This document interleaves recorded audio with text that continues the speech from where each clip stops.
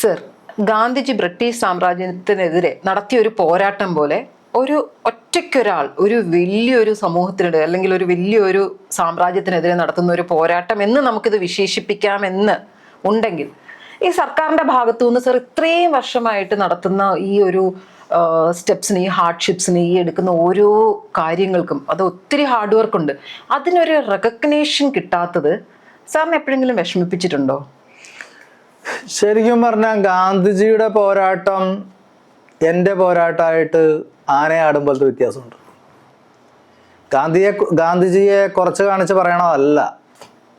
ഗാന്ധിജി ഇന്ത്യയുടെ സ്വാതന്ത്ര്യത്തിന് വേണ്ടി സമരം ചെയ്ത ആളാണ്. ഞാനോ? പറയൂ, ഞാൻ എന്തിനു വേണ്ടിയാണ് സമരം ചെയ്തത്? കേരളത്തിലെ ആൾക്കാരുടെ ജീവന് വേണ്ടി. ജീവന് വേണ്ടിയുള്ള ഒരു സമരമാണ്. അപ്പോൾ എത്ര ഉയരത്തിലാണ് നമ്മുടെ പോരാട്ടം? ഞാൻ തനിച്ചൊന്നുമല്ല, എൻ്റെ കൂടെ കേരളത്തിലെ ജനങ്ങളുടെ മൊത്തം മനസാക്ഷിയുണ്ട്. നമ്മൾ പോരാടം നമ്മുടെ ജീവന് വേണ്ടിയാണ്. അപ്പോൾ സ്വാതന്ത്ര്യ സമരത്തെക്കാളും വലിയ സമരമാണ് നമ്മുടെ ഉള്ളിൽ കിടന്ന് തിളയ്ക്കുന്നത്. അപ്പോൾ തീർച്ചയായിട്ടും ഇതിനൊരു പരിഹാരം ഉണ്ടാവുക തന്നെ ചെയ്യും. കാരണം എന്ന് വെച്ച് കഴിഞ്ഞാൽ ഇത് ഇന്നല്ലെങ്കിൽ നാളെ എല്ലാവരും ഇറങ്ങും ഇതിനു വേണ്ടി. കേരളത്തിലെ മൊത്തം ജനങ്ങളും പ്രവാസി മലയാളികളും ഒക്കെ ഇറങ്ങും. കാരണം അവർ നിർബന്ധിതരാവും ഇറങ്ങാൻ വേണ്ടിയിട്ട്. വേറെ മാർഗം നമ്മുടെ മുമ്പിലില്ല. ഏതായാലും മന്ദമെങ്കിലും ഒരു വലിയ അഗ്നിപർവ്വതം ഇവിടെ പുകയുന്നുണ്ട്. പൊട്ടുക തന്നെ ചെയ്യും. മുല്ലപ്പെരിയാർ പൊട്ടുന്ന കാര്യമല്ല കേട്ടോ ഞാൻ പറഞ്ഞത്. ജനമനസ്സിൽ ഒരു അഗ്നിപർവ്വതം ഉണ്ട്, എരിയുന്നുണ്ട്. അത് ഒരു ലാവ കണക്കെ പുറത്തേക്ക് വരും, തീർച്ചയായിട്ടും വരും. അപ്പോഴായിരിക്കും സർക്കാരും സാറിനെ റെക്കഗ്നൈസ് ചെയ്യുന്നത്. എല്ലാവരും റെക്കഗ്നൈസ് ചെയ്യേണ്ടതായിട്ട് വരും. കാരണം എന്താണെന്നറിയോ? എൻ്റെ മേന്മയോ കഴിവോ ഇതൊന്നുമല്ല, സത്യത്തിൻ്റെ മേന്മയാണ്, നീതിയുടെ മേന്മയാണ്. അന്തിമമായി സത്യം വിജയിക്കും, നീതി വെന്നിക്കൊടി പാറിക്കും. അന്തിമമായി സംഭവിക്കുന്ന അതാണ്. അതുകൊണ്ടാണ്, അല്ലാണ്ട് എൻ്റെ എഫേർട്ട് കൊണ്ടൊന്നൊന്നും ആരും പറയണ്ട. ഞാനിങ്ങനെ ആക്സിഡൻ്റലായിട്ട് justice V R Krishnayya sir പറഞ്ഞത് കൊണ്ട് ഇങ്ങനെ ആക്സിഡൻ്റലായിട്ട് വന്ന് ചാടി നിൽക്കുന്നുള്ളൂ. പക്ഷേ സത്യത്തിന് വിജയിക്കേണ്ടതുണ്ട്, നീതി വിജയിക്കേണ്ടതുണ്ട്. അത് വിജയിച്ചിരിക്കും. അതിനുള്ള സമയമായി. സാർ, ഇപ്പോൾ ഈ മുല്ലപ്പെരിയാറിന്റെ ഒരു പോരാട്ടം തുടങ്ങിയിട്ട് എത്ര വർഷമായി? 12 വർഷമായി. ശരിക്കും പറഞ്ഞു കഴിഞ്ഞാൽ 2017 കേസ് കൊടുത്തതിന് ശേഷമാണ് ആക്റ്റീവായത്. അതിനു മുമ്പ് പഠിക്കണ്ടേ? ഇതൊരു ബൃഹത്തായ സബ്ജക്റ്റ് അല്ലേ. ഞാൻ ഇത് പഠിക്കാൻ വേണ്ടി റാം ജത്മലാനി സാറിനെ കേട്ടിട്ടുണ്ടാവും. സുപ്രീം കോടതിയിലെ വലിയൊരു മനുഷ്യനായിരുന്നു റാം ജത്മലാനി സാർ. കൃഷ്ണയ്യർ സാർ ഒരു എഴുതി തന്നു. ഈ വിഷയമായിട്ട് റാം ജത്മലാനി സാറിൻ്റെ അടുത്ത് പോയി സംസാരിച്ച് അദ്ദേഹത്തിൻ്റെ ഗൈഡൻസ് ഒക്കെ സ്വീകരിക്കണം, അഭിപ്രായങ്ങൾ സ്വരൂപിക്കണം, എന്നിട്ട് വേണം കൊടുക്കാൻ. അദ്ദേഹത്തെ കൊണ്ട് കൊടുപ്പിക്കാൻ പറ്റുമെങ്കിൽ അദ്ദേഹത്തിനെ കൊണ്ട് തന്നെ കൊടുപ്പിക്കണം എന്നൊക്കെ പറഞ്ഞ ലെറ്റർ എഴുതി തന്നായിരുന്നു justice V R Krishnayya sir. ഞാൻ ആ ലെറ്റർ കൊണ്ട് അദ്ദേഹത്തിൻ്റെ അടുത്ത് ചെന്നപ്പോൾ അദ്ദേഹം ചിരിക്കരുത്. പുള്ളി പറഞ്ഞത് I am in the departure lounge of God's airport എന്നാണ്. കാരണം 80 വയസ്സിൻ്റെ മേലെയായിരുന്നു. പക്ഷെ അദ്ദേഹം ഒരുപാട് കാര്യങ്ങൾ എന്നെ പഠിപ്പിച്ചു. പക്ഷെ അതൊന്നും ഒരു കേസ് കൊടുക്കാൻ എൻ്റെ ബുദ്ധിക്ക് സ്വീകാര്യത തോന്നിയില്ല. അത്രയും വലിയ അഡ്വക്കേറ്റാണ് പ്രശാന്ത് ഭൂഷൺ സാറിനെയൊക്കെ കണ്ടതാ. അപ്പോൾ അവരെല്ലാം പറഞ്ഞു തന്നതൊക്കെ എഴുതി കൊടുത്താൽ ഒരു ഉത്തരവ് കിട്ടുമെന്നൊന്നും എനിക്ക് തോന്നിയില്ല. അങ്ങനെയാണ് ഡൽഹിയിലെ തണുപ്പിലൂടെ നടന്നു കഴിഞ്ഞപ്പോൾ എനിക്ക് തോന്നിയത് ഡാം പലയിടത്തും പൊട്ടിയിട്ടുണ്ടല്ലോ, അവിടെയൊക്കെ ഇതെങ്ങനെ ഈ പ്രശ്നം ഡീൽ ചെയ്തത്, അതിന് മുമ്പും പിമ്പും ഒക്കെ. അങ്ങനെയാണ് എനിക്ക് റിലയബിലിറ്റി സയൻറ്റിസ്റ്റ് എന്ന് പറയുന്ന ഒരു ഐഡിയ കിട്ടിയത്. അതായത് ലോകത്ത് എന്തും എത്ര നാൾ റിലയബിളാണ് എന്ന് പറയേണ്ടത് അവരാണ്. അപ്പോഴാണ് ഞാൻ പോയി ലോകത്തിലെ റിനൗണ്ട് റിലയബിലിറ്റി സയൻറ്റിസ്റ്റുകൾ വന്ന് മുല്ലപ്പെരിയാർ ഡാം പരിശോധിച്ചതിൻ്റെ ഡേറ്റ് ഓഫ് ഡീകമ്മീഷനിങ് ഫിക്സ് ചെയ്യണമെന്ന് പറഞ്ഞത്, എന്നിത് പൊളിച്ചു കളയുന്നുള്ളത് ഫിക്സ് ചെയ്യണമെന്ന് പറഞ്ഞത്. അങ്ങനെയാണ് കേസ് കൊടുത്തത്. റിലയബിലിറ്റി സയൻസാണ് ഇപ്പോൾ ടോപ്പ്. കാരണം ഇപ്പം നമ്മളൊരു വാർ പ്ലെയിൻ വാങ്ങുകയാണെങ്കിൽ എത്ര നാൾ റിലയബിൾ ആണെന്ന് അവർ പറയും. ആ വെരി ഡേ അത് ആർമിയിൽ നിന്ന് അല്ലെങ്കിൽ എയർഫോഴ്സിൽ നിന്ന് എടുത്ത് മാറ്റും. ഒരു ടാങ്ക് പോലും റിലയബിലിറ്റി സയൻറ്റിസ്റ്റുകളാണ് പറയണത്. ഇത് ഒരു ഡേറ്റ് ഫിക്സ് ചെയ്യും, ഇത്ര നാൾ, ആ വെരി ഡേ അവിടെ നിന്ന് എടുത്ത് മാറ്റും. ടാങ്കേ അതിന് ഒരു പെയിന്റ് പോലും പോയിട്ടുണ്ടാവില്ല. പക്ഷെ അവർ പറയുന്ന എക്സ്പയറി ഡേറ്റ് കഴിഞ്ഞാൽ പിന്നെ അവിടെ വെക്കൂല. പിന്നെ എന്തിനാ ഡാം നിർത്തുന്നത്? ഇപ്പം ഞാൻ അതിനും കൂടെ ഒരു ഗ്രേഡ് കൂടെ മുന്നോട്ടായി. നമ്മളിപ്പോൾ പറയുന്ന ഡാമിൻ്റെ പഴക്കമാണ്, അതിൻ്റെ എക്സ്പയറി ഡേറ്റ് ആണ്. കൺസ്ട്രക്ട് ചെയ്ത ആൾ 50 വർഷം എന്ന് പറഞ്ഞു. അപ്പോൾ ഡാം 130 വർഷമായി. 130 വർഷം ഉള്ള ഡാം അവിടെ നിർത്തണ്ട, വേറെ ഒരെണ്ണം പണിയട്ടെ. അല്ലെങ്കിൽ ഓൾട്ടർനേറ്റീവായിട്ട് എന്താണ് തമിഴ്നാട് പറയണത് അത് ചെയ്ത് കൊടുക്കട്ടെ. അത്രേ നമ്മൾ പറയണുള്ളൂ. നമ്മളെന്തിനാണ് കാട് കയറി പോണത്? റിലയബിലിറ്റി സയൻറ്റിസ്റ്റും വരണ്ട, ആരും വരണ്ട. 130 വർഷം പഴക്കമായി. Displace it, demolish it, finished. അത്രേ ഉള്ളൂ. അതാണ് കോടതി അംഗീകരിച്ചത്. കോടതിയും ചോദിച്ചത് അതാണ്. 130 വർഷം പഴക്കമായിട്ട് അതിൻ്റെ അടി കിടന്ന് ചർച്ച നടത്തുന്ന ജനങ്ങൾ മാറ്റിയിട്ട് വേറൊരെണ്ണം പണിതുകൂടെ? സിമ്പിൾ. അത് കേരള സർക്കാർ ഇനി സ്ട്രോങ് ആയിട്ട് എൻ്റെ കേസിൽ വന്ന് പറയണം. 130 വർഷം പഴക്കമായ, അല്ലാണ്ട് ഒരുപാട് റിപ്പയറിങ് നടത്തി ഒന്നാമത് ഈ ഒരു ഡാം കൺസ്ട്രക്ട് ചെയ്ത് അതിൽ വെള്ളം നിറച്ചാൽ പിന്നെ റിപ്പയറിങ് പോസിബിൾ അല്ല. ഒരു flawless, impeccable, infallible repairing method ഇല്ല. പിന്നെ ഈ കാട്ടിക്കൂട്ടുന്നത് അത് ഡാമിൻ്റെ ശക്തി വർദ്ധിപ്പിക്കുകയാണോ, ഡാമിനെ ഒന്നോടെ വീക്കൺ ചെയ്യുകയാണോ എന്നുള്ളത് വീണ്ടും ഒന്ന് പരിശോധിക്കേണ്ടി വരും. മനസ്സിലായോ? ഈ ഡാം റിപ്പയറിങ് കൊണ്ടോ, റിപ്പയറിങ് തന്നെ അൺസയൻറ്റിഫിക് ആണ്. അങ്ങനെ ഒരു ഡാം റിപ്പയറിങ് കോൺസെപ്റ്റ് തന്നെ ഇല്ല, സയൻസും ഇല്ല.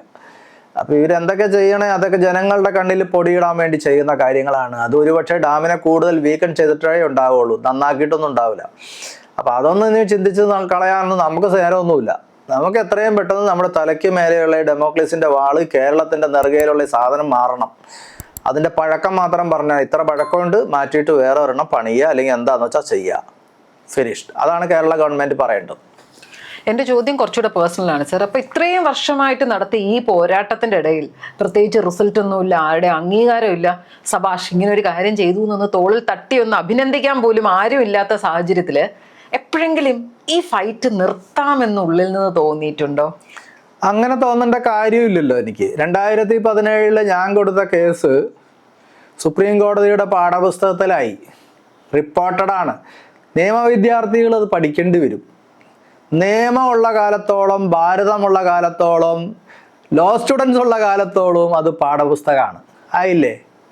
Russell Joy versus Union of India number 1. ആ കേസിലാണ് ഡിസാസ്റ്റർ മാനേജ്മെൻറ്റ് ആക്ട് സുപ്രീം കോടതി ഹൈലൈറ്റ് ചെയ്ത് പറഞ്ഞിട്ടുള്ളത്.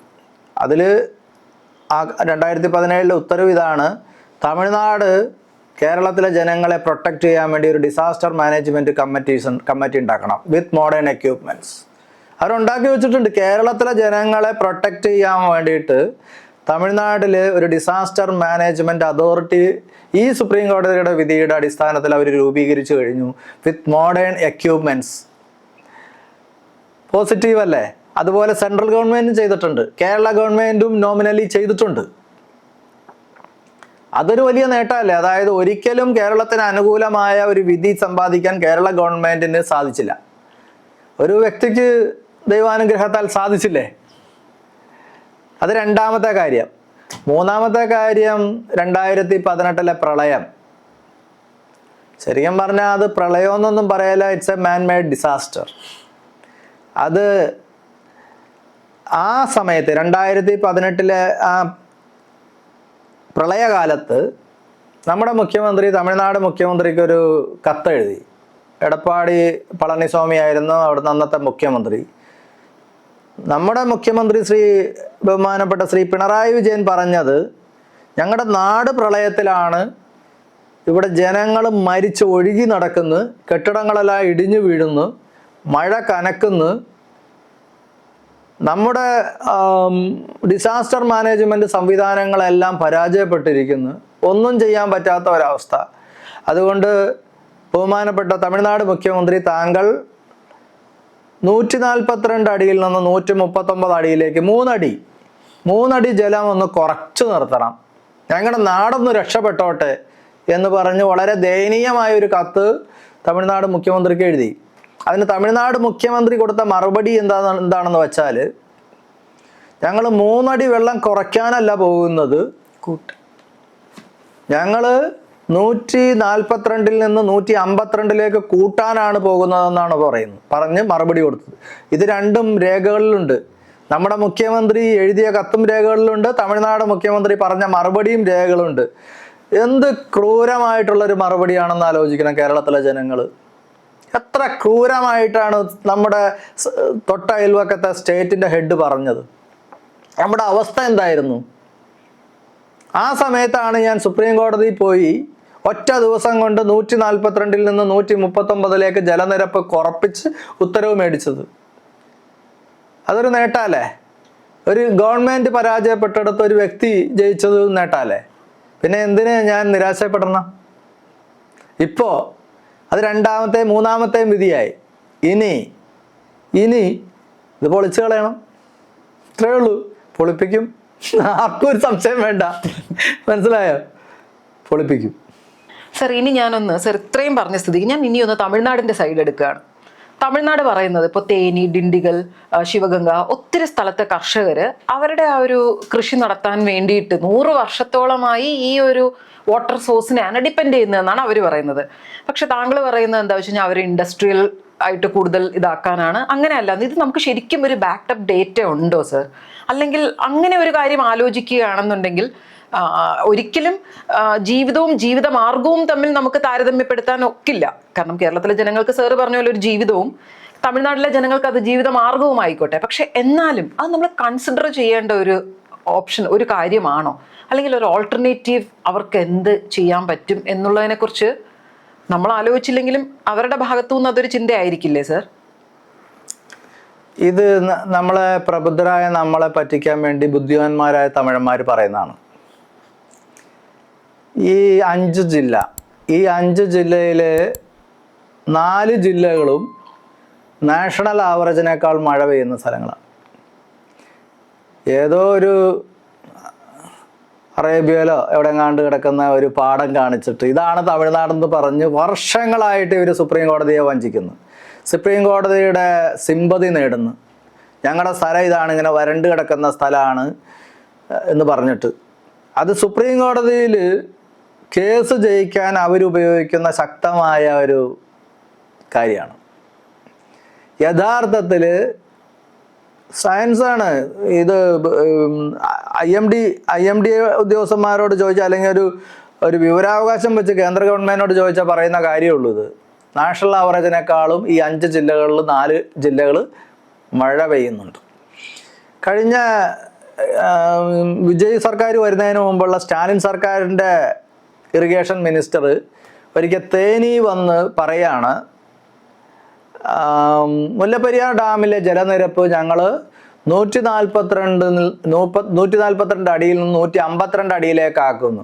എപ്പോഴാണ് പറഞ്ഞതെന്നറിയോ? തേനിയിലെ പ്രളയം അവലോകനം ചെയ്യാൻ വന്നപ്പോൾ. മനസ്സിലായോ? അപ്പോൾ വെള്ളമില്ല എന്ന് പറയുന്നത് ഒരു ബാഡ് കോൺസെപ്റ്റാണ്, സത്യമല്ല. ഇവർക്ക് വെള്ളം ഇപ്പോഴൊന്നും ആവശ്യമില്ല. അതും ജനങ്ങൾ മനസ്സിലാക്കണം. ഇവർക്ക് വെള്ളം ആവശ്യമുള്ളത് ഏപ്രിൽ മാസത്തിലാണ്.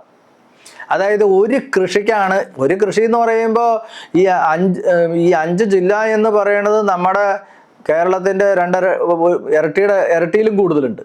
അത് അത്ര വൈഡ് ഏരിയയാണ്, വാസ്റ്റ് ഏരിയയാണ്. അപ്പം അവിടെ ഒരു പ്രാവശ്യം കൃഷി ചെയ്താൽ തന്നെ അവരുടെ കണക്ക് പ്രകാരം 50,000 കോടി രൂപ വരുമാനം തമിഴ്നാട് എക്സ്ചക്കറിൽ മാത്രം വരും. കൃഷിക്കാർക്ക് കിട്ടുന്ന വേറെ. തമിഴ്നാട് എക്സ്ചക്കറിൽ തന്നെ 50,000 കോടി രൂപ വരും. അപ്പോൾ അത്രയും വലിയ കൃഷിക്ക് നടത്താൻ ഒരു ഏപ്രിൽ മാസത്തിൽ മാത്രം മതി ഇവർക്ക് വെള്ളം. അപ്പോൾ ഏപ്രിൽ മാസം വരെ ഒരു സ്റ്റോറേജ് ടാങ്ക്, അതാണ് അവർക്ക് മുല്ലപ്പെരിയാർ ഡാം. പിന്നെ അവർ കൂടുതൽ വെള്ളം വരുമ്പോൾ വിട്ട് ഇലക്ട്രിസിറ്റി ഉൽപ്പാദിപ്പിക്കുന്നുണ്ട്. അത് വേറെ. നമ്മൾ കഷ്ടം തോന്നുന്ന ഒരു കാരണം എന്ന് വെച്ചാൽ അവർ എനർജി സർപ്ലസ് സ്റ്റേറ്റ് ആണ്, നമ്മൾ ഡിഫിസിറ്റ് സ്റ്റേറ്റ് ആണ്. 468 കോടി രൂപയുടെ ഇലക്ട്രിസിറ്റി പ്രതിവർഷം ആവറേജ് ഉൽപ്പാദിപ്പിക്കുന്നുണ്ട് അവർ. ഒരു യൂണിറ്റ് എനർജി നമ്മൾ ഈ വെള്ളം കൊടുക്കുന്നത് നമുക്ക് തരുന്നില്ല. ഇവിടെ ഒരു ഗവൺമെൻറ് ഉണ്ടോ? ഞങ്ങളല്ലേ നിങ്ങൾക്ക് വെള്ളം തരുന്നത്? നിങ്ങൾ കൃഷി നടത്തിക്കോ, ഇൻഡസ്ട്രിക്ക് കൊടുത്തോ, നിങ്ങൾ വീടാന്തരം മീറ്റർ വെച്ച് വിറ്റോ, ആ ഇലക്ട്രിസിറ്റി ഇങ്ങോട്ട് തരാൻ പറയണ്ടേ? അത് പറയാൻ ഇവിടെ ഒരു ഗവൺമെൻറ് ഇല്ല. അതൊന്ന്. 2, ഇടുക്കി മൂലമറ്റം പവർ ഹൗസ്, ഇടുക്കി ഡാമിൻ്റെ പവർ ഹൗസ് മൂലമറ്റം വെറുതെ കിടക്കാത്, വെള്ളമില്ല. ഈ മുല്ലപ്പെരിയാർ ഡാമിലെ വെള്ളം ഇടുക്കിയിലേക്ക് കിട്ടിക്കഴിഞ്ഞാൽ നമ്മുടെ ഇലക്ട്രിസിറ്റി ക്ഷാമം തീർന്നു. നമ്മൾ ഇപ്പൊ ഒരു വീട്ടുകാരൻ കൊടുക്കുന്ന ഇലക്ട്രിസിറ്റി ബില്ല് 1000 രൂപയാണെങ്കിൽ 50 രൂപയായിട്ട് മാറും. ഈ കേരളത്തിലെ മൊത്തം ജനങ്ങൾക്ക് പ്രയോജനം ഉണ്ടാവും. അപ്പം നമുക്ക് ഒരു എനർജി ലോസ് ഉണ്ട്, ഒരു ഉൽപാദന നഷ്ടമുണ്ട്. ഇത് കോമ്പൻസേറ്റ് ചെയ്യാൻ ഇവിടെ തമിഴ്നാട് കോമ്പൻസേറ്റ് ചെയ്യണം. ഞങ്ങൾ ഈ വെള്ളം തന്നിട്ട് ഞങ്ങൾക്ക് ഇലക്ട്രിസിറ്റി ഉൽപ്പാദിപ്പിക്കാൻ പറ്റുന്നില്ല. നിങ്ങളാണെങ്കിൽ ഒരു യൂണിറ്റ് ഇലക്ട്രിസിറ്റി പോലും ഇങ്ങോട്ട് തരുന്നുമില്ല. അതൊക്കെ തരണമെന്ന് പറയാൻ ഇവിടെ ഒരു ഗവൺമെന്റ് വേണ്ടേ? ഇത് അഡ്വക്കേറ്റ് റസൽ ജോയി ആണ് ഇതെല്ലാം പറയേണ്ടത്. നിങ്ങൾ എന്നെ കേൾക്കുന്ന ഈ ചാനലിനെ കേൾക്കുന്ന ആൾക്കാരൊന്ന് ചിന്തിച്ച്, ഇത് അഡ്വക്കേറ്റ് റസൽ ജോയി പറയേണ്ട കാര്യമാണോ? നമുക്കിവിടെ MLA മാരുണ്ട്, MP മാരുണ്ട്, ഒരു ഗവൺമെന്റ് ഉണ്ട്, പ്രതിപക്ഷമുണ്ട്. ഇവരൊക്കെ അല്ലേ ഇത് പറയേണ്ടത്? അറ്റ്ലീസ്റ്റ് ഞങ്ങളുടെ വെള്ളത്തിൽ നിന്ന് ഉണ്ടാക്കുന്ന ഇലക്ട്രിസിറ്റി എനർജി സർപ്ലസ് സ്റ്റേറ്റ് ആയ തമിഴ്നാട് ഇങ്ങോട്ട് തന്നെന്ന് പറയാനായിട്ട് എന്താ ഇവർക്ക് ഉളുപ്പ്? ബ്രിട്ടീഷുകാർ ചെയ്തതും ഇത് തന്നെയല്ലേ? ഇന്ത്യയിൽ നിന്ന് റോ മെറ്റീരിയൽസ് ഇംഗ്ലണ്ടിലേക്ക് കടത്തി സംസ്കരിച്ച് ഇന്ത്യയെ കൊണ്ടുവന്ന് വിൽക്കുന്നു. അതിനാണ് ഗാന്ധിജി പറഞ്ഞത് എന്താണ്? ക്വിറ്റ് ഇന്ത്യ, ഇവിടുന്ന് പോയിക്കോളാൻ പറഞ്ഞു. ആ പരിപാടി ഇവിടെ വേണ്ടാന്ന് പറഞ്ഞ്, ഇവിടെ റോ മെറ്റീരിയൽസ് ഉണ്ടെങ്കിൽ ഇവിടെ തന്നെ സംസ്കരിച്ച് ഇവിടെ തന്നെ വിൽക്കുകയാണെങ്കിൽ ഓക്കെ. നിങ്ങൾ ഇംഗ്ലണ്ടിൽ കൊണ്ടുപോയി അവിടെ വലിയ ആ രാജ്യത്തെ സമ്പന്നരാക്കിക്കൊണ്ട് ഇവിടുത്തെ ജനങ്ങളെ ചൂഷണം ചെയ്യുന്നു. അതുകൊണ്ട് നിങ്ങളിവിടെ വേണ്ട. ഇത് തന്നെ ഞാനും പറയുന്നത്. കേരളത്തിൽ നിന്ന് ഈ വെള്ളം കൊണ്ടുപോയി തമിഴ്നാട്ടിൽ കൊണ്ടുപോയി തമിഴ്നാട് വലിയ 3ാമത്തെ സാമ്പത്തിക ശക്തിയായിട്ട് വളരുന്നു. ആ പരിപാടി വേണ്ട. ക്വിറ്റ് കേരള. ഇത് അഡ്വക്കേറ്റ് റസൽ ജോയി അല്ല ക്വിറ്റ് കേരള എന്ന് പറയേണ്ടത്. ഇവിടുത്തെ ഗവൺമെന്റ് ആണ്, ഇവിടുത്തെ രാഷ്ട്രീയമാണ്, ഇവിടുത്തെ ജനങ്ങളാണ്. അപ്പോൾ മുദ്രാവാക്യം മാറണം. ക്വിറ്റ് ഇന്ത്യ നമുക്ക് മാറ്റാം, ക്വിറ്റ് കേരള ആക്കാം. ക്വിറ്റ് കേരള.